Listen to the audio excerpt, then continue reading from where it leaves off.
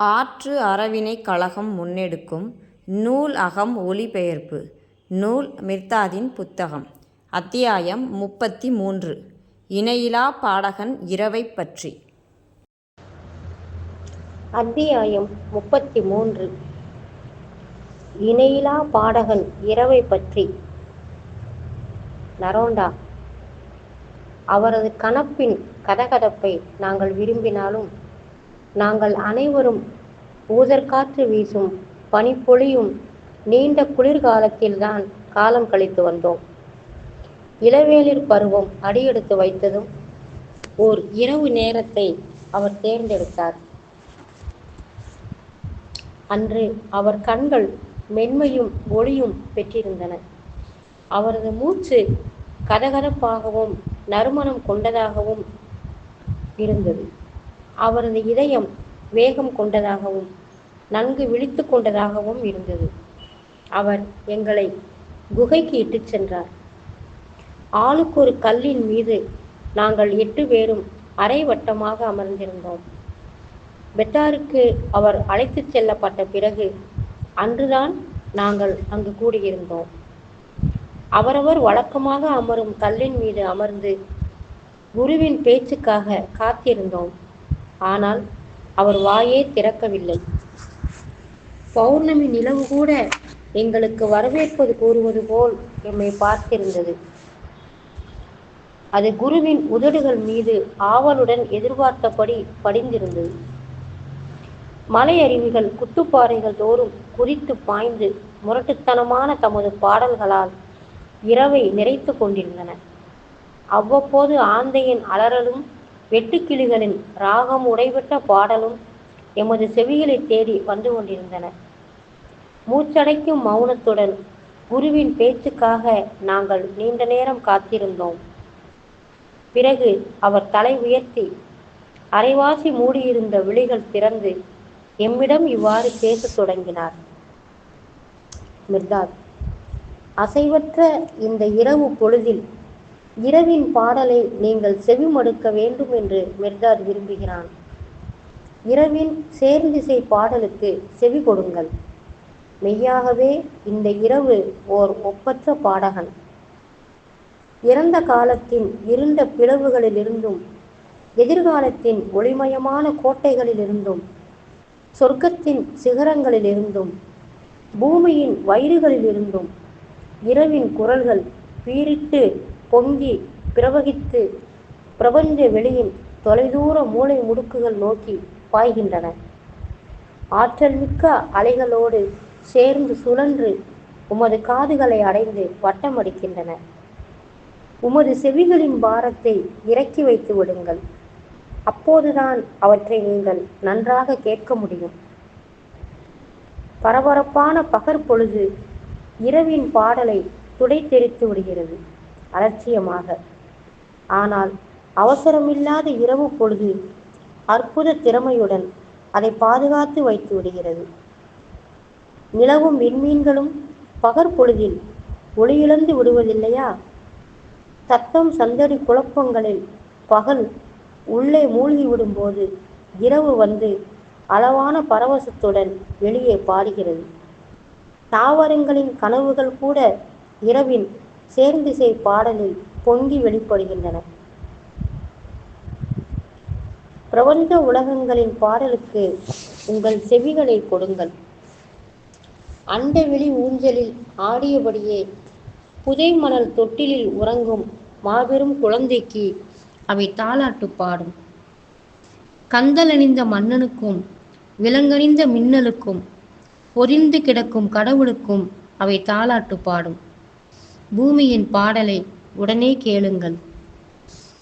பிரசவ வேதனைப்பட்டும் பால் அருந்தியும் வளர்ந்தும் மணந்தும் புதையுண்டும் போகிற பூமியின் பாடலை கேளுங்கள். கானகத்தில் விலங்குகள் அலையும், உருமும், ஊளையிடும், கிழிக்கும், கிழிக்கப்படும். கொடிகள் வழி தேடி வளர்ந்து போகும். பூச்சிகள் யோக நிலையில் அடங்கிய குரலில் பாடும். பறவைகள் பள்ளத்தாக்குகளின் கரைகளையும் நீரோடைகளின் பாடல்களையும் நமது கனவுகளில் ஒத்திகை பார்க்கும்.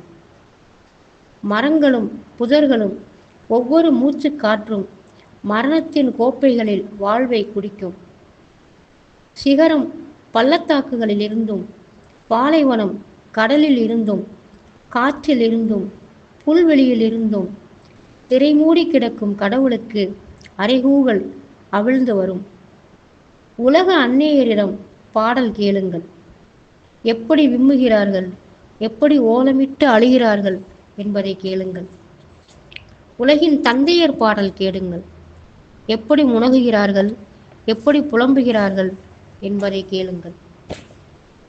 அவர்களின் புதல்வரும் புதல்விகளும் துப்பாக்கியிலிருந்து துப்பாக்கிக்கு, கடவுளை ஏசியபடி, விதியை சபித்தபடி, ஆர்வம் குடித்தபடி, அச்ச வியர்வை பெருக்கி தனது சிவப்பு இரத்தத்தை பெருகும் சினக்குருதியில் நனைத்தபடி அலைவதைக் கண்டு அல்லல் பட்டு அழும் தந்தையர் பாடலை கேளுங்கள்.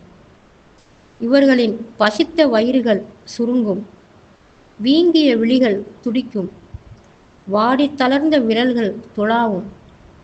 சவமாகிவிட்ட நம்பிக்கையை நோக்கி அவர்கள் இதயங்கள் பெருகி வெடிக்கும். ஒன்றன் மேல் ஒன்றாய் குவியல் குவியலாய் குவியும். பேய்த்தனமான இயந்திரங்களின் கடகடத்த ஓசைகளையும், பயமுறுத்தும் நகரங்கள் சரிவதையும், மாபெரும் ஆலயங்களின் சாவுமணி ஓசைகளையும் கேளுங்கள். புராதன சின்னங்கள் எல்லாம் உறைந்த சேற்றிலும் குழியிலும் மூழ்கி மறைவதை கேளுங்கள். காமத்தின் அலறலுடன் நீதி கைகோர்த்து கொண்டு செய்யும் பிரார்த்தனையை கேளுங்கள். குழந்தையின் அர்த்தமற்ற மழலை வம்பு பேச்சுடன் சேர்ந்து கொண்ட வீரகாவிய முழக்கத்தையும், கண்ணியின் புன்முறுவலோடு இணைந்த பேசியின் வஞ்சக நடுங்கும் குரலையும், கயவனின் கள்ளக்குரலுடன் இணைந்த வீரனின் முழக்கத்தையும் கேளுங்கள். மானிட சாதியின் ஒவ்வொரு இனத்தின் குழுவின் ஒவ்வொரு கூடாரத்திலும் குடிசையிலும் இரவு மனிதனின் போர் முழக்க பாடலையே பாடிக்கொண்டிருக்கிறது. இரவாகிய சூனியக்காரி போர் பாடல்களையும் தாலாட்டுகளையும் ஒன்றிணைத்து ஒலிக்கும் பாடல் நம் செவிகள் ஏற்காத அளவுக்கு நுட்பமாக இருக்கின்றது. வேறொரு பாடல் இருக்கின்றது. அது அபாரமானது, எல்லையற்றது, குரல் ஆழம் கொண்டது, சுவையான பல்லவி கொண்டது. இதனோடு ஒப்பிட்டால் தேவதைகளின் இனிய சேர்ந்திசையும் வெறும் சத்தமாகும், உளறலாகும். அதுதான் வெல்ல வல்லவனின் வெற்றி கீதம். இரவின் மடியில் மலைகள் உறங்கும், மணற்குன்றுகள் பெற்ற ஞாபக பாலைவனங்களும், ஆழ்ந்த தூக்க நோய் கொண்டு அலையும் விண்மீன்களும், மயான பூமியில் வாழ்பவரும் புனித முத்திரித்துவமும் சர்வ வல்லமையும் அந்த வெற்றியாளனுக்கு போற்றி பாடல் பாடும். அதை கேட்டு புரிந்து கொள்வோர் மகிழ்ச்சி நிறைந்தவர்கள். தனியே இரவுடன் கழிப்பவர்கள் மகிழ்ச்சி நிறைந்தவர்கள். அவர்களும் இரவை போலவே அமைதி, ஆழம், விசாலமான மனநிலையை பெறுவார்கள்.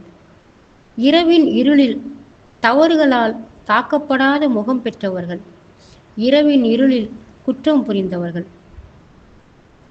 எவருடைய விழி இமைகள் வருந்தி கண்ணீர் சிந்துவதில்லையோ அவர்கள் தமது தோழர்களை கண்ணீர் சிந்த வைப்பார்கள். எவருடைய கைகள் குறும்பிற்கும் பேராசைக்குமாக அரிப்பெடுக்கவில்லையோ, எவருடைய செவிகளை சீரலும் பேராசையும் முற்றுகையிடவில்லையோ, எவருடைய சிந்தனைகள் அவருடைய சிந்தனைகளாலேயே கடிக்கப்படவில்லையோ, எவருடைய இதயங்கள் எல்லாவித கவலைகளும் கூடுகட்டும் இடமாக இல்லையோ, அவை முடிவில்லாமல் காலத்தின் எல்லா மூலை முடுக்குகளையும் தேடி அலையும். எவருடைய அச்சங்கள் அவரது மூளையில் சுரங்கம் தோண்டவில்லையோ, யார் இரவை நோக்கி எங்களுக்கு பகலை வெளிப்படுத்து என்றும், பகலை நோக்கி எங்களுக்கு இரவை வெளிப்படுத்து என்றும் துணிவுடன் சொல்ல வல்லவரோ, அவர்களை விட மும்மடங்கு மகிழ்ச்சியானவர்கள் இரவுடன் தனியே இருப்பவர்கள். இரவை போல் எல்லையற்று நன்கு சுருதி சேர்க்கப்பட்டு மிக அமைதியாக இருப்பீராக. அப்படிப்பட்டவர்களுக்கு மட்டுமே இரவு வெற்றியாளனின் பாடலை பாடும். நீங்கள் தலை உயர்த்தி கண்களில் நம்பிக்கையின் ஒளி பெற்று பகலின் பழிகார முகத்தை பார்க்க முடியுமானால் இரவின் நட்பை உடனே வென்றெடுக்க முடியும். இரவுடன் நட்பாக இருங்கள். உமது இதயங்களை வாழ்வின் சாற்றால் கழுவி அவற்றை இரவின் இதயத்தில் வைத்து விடுங்கள். உமது நிர்வாண ஏக்கங்களை இரவின் மார்பில் பறித்து விடுங்கள். உமது பேராசைகளை அவனுடைய காலடியில் வைத்து எரித்து விடுவதன் மூலம், புனித புரிதல் மூலம் அவற்றிற்கு விடுதலை கொடுத்து விடுங்கள். அதன் பிறகு பகலின் அம்புகளுக்கு நீங்கள் இரையாக மாட்டீர்கள். அப்போது இரவு மக்கள் முன்னால் உங்களை சாட்சியாக நிறுத்தும், நீங்களே அந்த வெற்றியாளர்கள் என்று.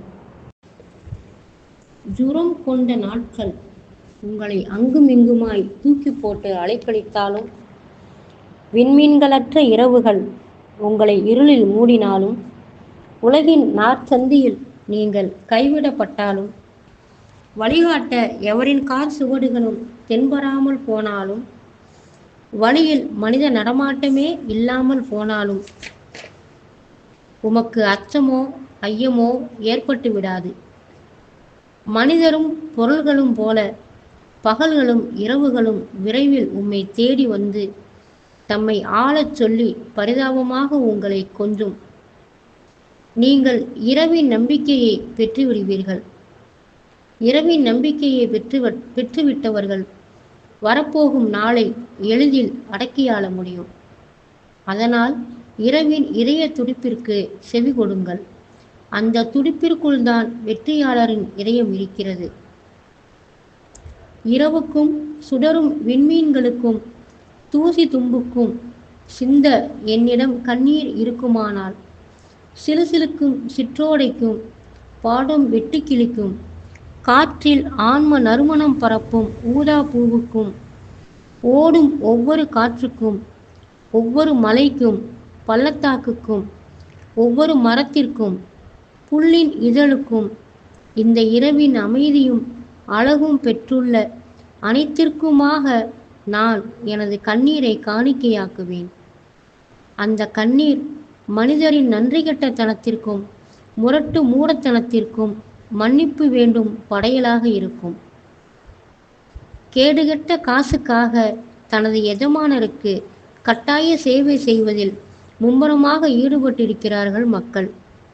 எஜமானனின் கட்டளைகள் அன்றி வேறு எவர் பேச்சும் அவர் காதுகளில் விழுவதில்லை. மனிதரின் எஜமானர்களோ பயங்கரமான ஆட்கள். அவர்கள் தமது உலகை கசாப்புச்சாலை ஆக்கி விடுகிறார்கள். அங்கே வெட்டுகிறவர்களும் அவர்களே, வெட்டப்படுகிறவர்களும் அவர்களே. இரத்த போதை கொண்டு மனிதரை மனிதர் வெட்டி சாய்க்கிறார்கள். வெட்டப்படுகிறவர்களின் சொத்து சுகங்கள் எல்லாம் தமக்கு கிடைக்கும் என்ற பேராசையில், பூமியின் வளமும் வானங்களின் கொடையும் தமக்கே என்று நினைப்பவர்கள் அவர்கள். மகிழ்ச்சியற்ற மோசடிக்காரர்களே, ஓநாய் ஒன்று மற்றொரு ஓநாயை கடித்து குதறுவதால் அது ஆட்டுக்குட்டி ஆகிவிடுமா? தன் இனத்து பாம்புகளை நசுக்கும் ஒரு பாம்பு புறாவாகிவிட முடியுமா? மற்றவர்களை கொல்வதால் ஒரு மனிதன் கொல்லப்படுபவரின் துயரங்கள் அல்லாமல் அவர்களின் மகிழ்ச்சியை மட்டும் சுவீகரித்து கொள்ள முடியுமா?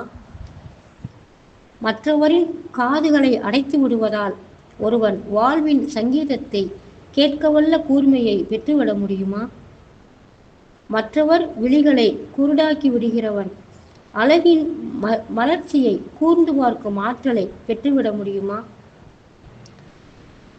மதுவும் உணவும் ஒளியும் சமாதானமும் அருளும் ஆனந்தத்தை எந்த தனி மனிதனாவது அல்லது மனிதர் கூட்டமாவது ஒரு மணி நேரத்தில் அனுபவித்து தீர்த்துவிட முடியுமா? தேவைக்கு அதிகமாக இந்த பூமி உற்பத்தி செய்வதில்லை. தமது பிள்ளைகளுக்காக வானங்கள் கெஞ்சி கேட்பதும் இல்லை, திருடுவதும் இல்லை. நீ நிறைந்த வாழ்வு வாழ வேண்டுமானால் மனிதரை கொன்று அவர் உடைமைகளை எடுத்துக்கொள் என்று சொல்பவர்கள் பொய்யர்கள்.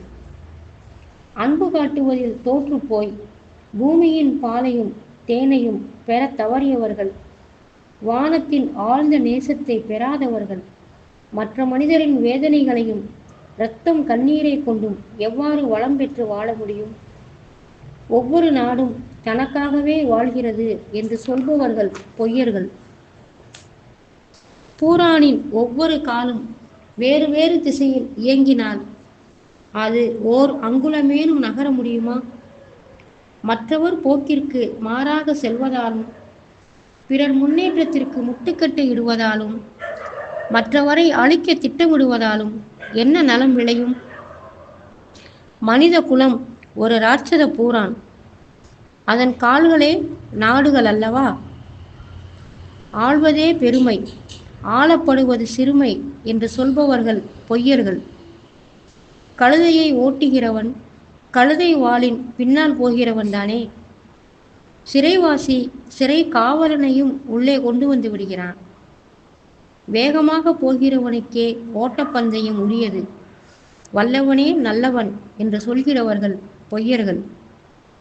சதையும் தசை நார்களும் கொண்டு ஓடும் ஓட்டப்பந்தயம் அன்று வாழ்க்கை.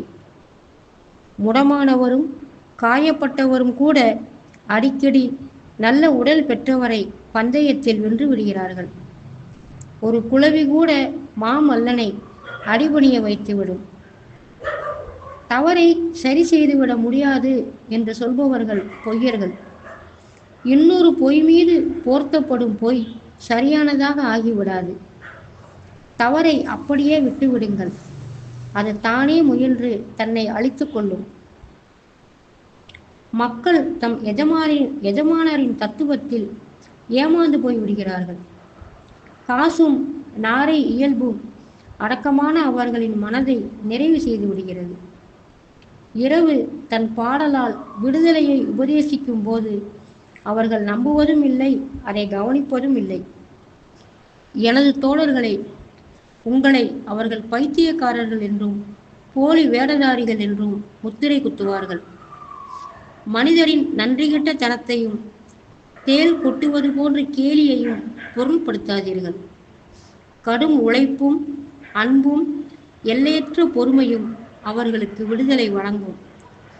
அவர்களின் மேல் பாயும் இரத்த வெள்ளத்தில் இருந்தும் பெரு நெருப்பிலிருந்தும் அவர்கள் விடுதலை பெறுவார்கள்.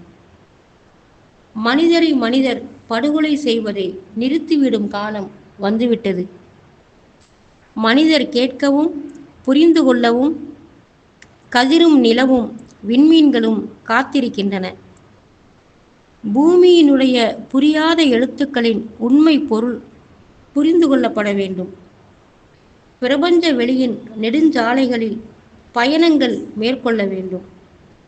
சிக்கு விழுந்த காலக்கயிற்றின் சிக்கல் அவிழ்க்க வேண்டும். பிரபஞ்ச நறுமணத்தை சுவாசிக்க வேண்டும். வேதனையின் பாதாள கல்லறைகள் தகர்க்கப்பட வேண்டும். மரணத்தின் குகை இடித்து தள்ளப்பட வேண்டும். புரிதலின் உணவை சுவைத்து உண்ண வேண்டும். மூடுதிரை அணிந்துள்ள கடவுளே மனிதன். அந்த மூடுதிரை அகற்றப்பட வேண்டும். மனிதரை மனிதர் கொள்ளையடிப்பதை நிறுத்தும் காலம் வந்துவிட்டது. அவர்கள் தமது தகுதிகளையெல்லாம் ஒன்று சேர்த்து பொது நலத்திற்காக உழைக்கும் காலம் வந்துவிட்டது. காரியம் மிக பெரிது. கிடைக்கப் போவது என்னவோ இனிய வெற்றிதான். மற்றவையெல்லாம் சர்வசாதாரணம். ஒப்பிட்டு பார்த்தால் ஒன்றுமே இல்லை என்பது புலப்படும். ஆம், இதுவே தக்க தருணம்.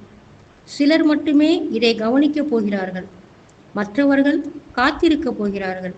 இன்னொரு அழைப்பிற்காக, இன்னொரு விடியலுக்காக.